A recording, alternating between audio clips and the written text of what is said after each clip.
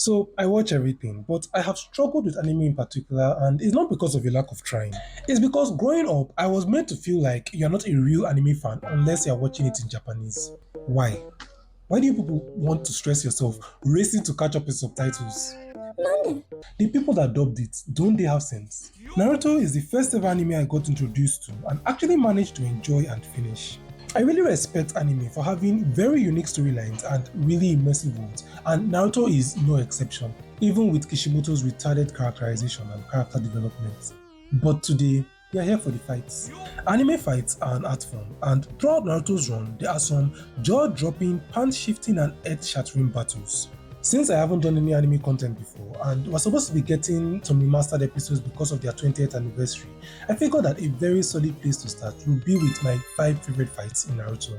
This is a subjective list. I am ranking these fights based on spectacle, relevance, impact on story, and characterization. So let's shake some tables. Welcome to my channel. My name is Joseph and I am the film fanatic. Sakura and Chiyo vs Sasori.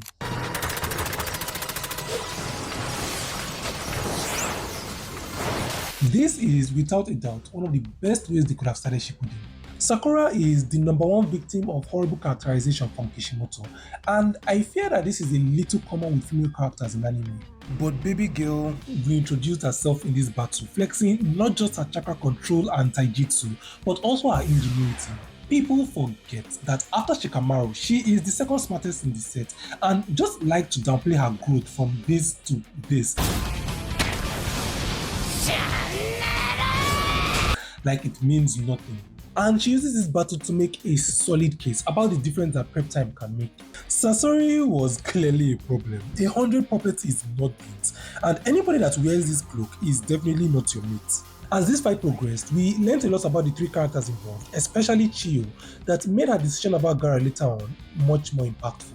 Chiyo by herself was a powerhouse and added a lot of emotional depth to this battle, but I will beat my chest and say Sakura could have taken this fight without her, but not the other way around.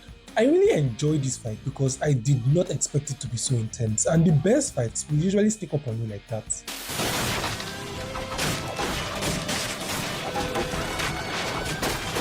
Jiraiya vs Pain. Come on, watch it, Mr. Gamakin! Don't jostle me during such a crucial juncture! I'm sorry. I'm quite ungraceful.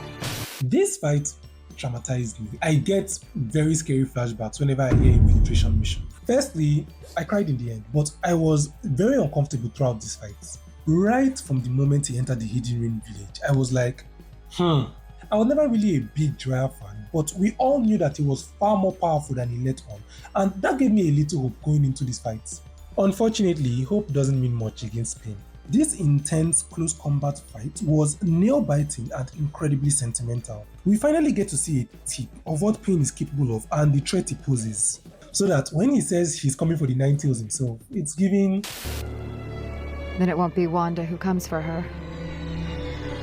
It will be the Scarlet Witch. One thing that will forever piss me off about this fight is that I strongly believe Jiraiya should have escaped. He should have just gone back to the Hidden Leaf and said, "See waiting I see you." After all, he was just supposed to collect information. But I also respect that this was very painful for him. It wasn't just some random stranger or another Hanzo. They were his students and he was clearly very disturbed to find out what they had become. A lot of his deductions at the beginning of the fight were very wrong and very misleading, and the very disturbing truth came out too late. Well, I give up. But against the Hermit Sage of the Mount Miyoboku Toads, you're nothing at all but a small snack. Rock Lee vs Gaara.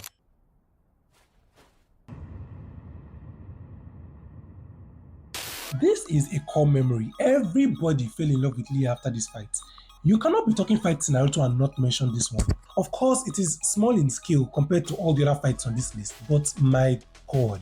This fight for me was the eye-opener to how serious the world of Shinobi really is. The fight was very intense because it involved two characters that really wanted to establish themselves at any cost. And they were kids. The age range for people in this training exam was 10 to 13, yet it quickly turned to a life or death situation. Gaara was in his villain era, fueled by blood loss and definitely not holding anything back.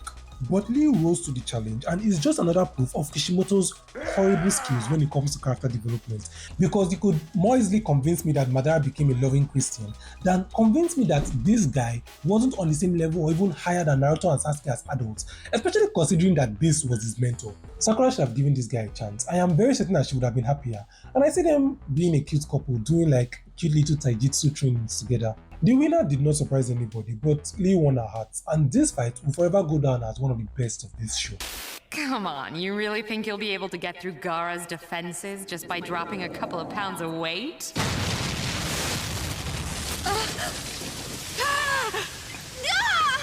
Sasuke vs Itachi.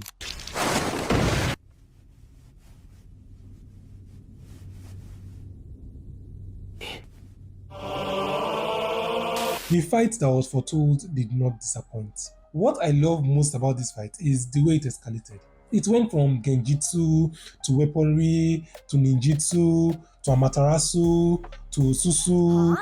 Both brothers were literally using all the skills and techniques acquired throughout the years for this fight, especially this clown that had made this fight his entire personality. My name is Sasuke Uchiha, and I don't particularly like anything. We know. Story-wise, I believe this fight did more for the story than any other fight on this list, including number 1.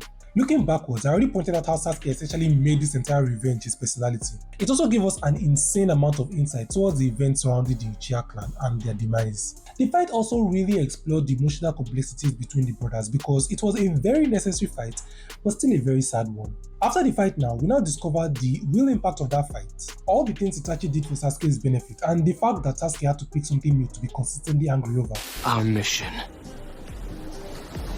is to destroy the Hidden Leaf. Of course, Itachi is easily one of the most memorable characters in Naruto. He always carried himself like a boss, even in death. Again, people that wear this cloak are not your mates. Forgive me, Sasuke. Give me your light. Guy vs Madara. So I guess now it's showtime. Seventh Gate of Shock! Open! It is not Naruto and Sasuke, and I will explain why later, but allow me to praise this fight for what it is. When Madara became the 10 Tails, I shit myself. This had gone from a ninja saga to an intergalactic battle of the gods. Guy stepping forward to battle Madara is one of the biggest sacrifices in a show that people were making sacrifices. He is proving to himself and everybody his worth and the value of his training. Firstly, they were in a very hopeless situation before Guy stepped in. Player 1 and Player 2 were out of commission and nobody else could play at that difficulty. Not to talk of the fact that Madara had been toying with everybody prior to getting this power. Yet Madara was very impressed and excited with Guy's abilities, and my only wish was that it made more of an impact. But unfortunately, it's anime. He gets a firm handshake and some accolades from the villain, and that's it. Nevertheless, Guy bought them valuable time and proved that even as scary as Madara was, he could still be damaged, which was very pivotal to the fight. Aside from skill and impact, this is my number 1 fight because I genuinely feel it embodies things that Naruto is supposed to be about. A normal guy with no special bloodline or eyes, using raw talent and training to literally fight a god. Then there's the whole Wheel of Fire thing, which is essentially sacrifice, putting your life on the line for others. Personally, I was really sick of Naruto and Sasuke's bullshit. Just kiss and call it a day. I'm not taking away from how magnificent their fight was, but it was really more of a you people should just do and finish kind of thing for me. The Leaf's wild blue beast is no more.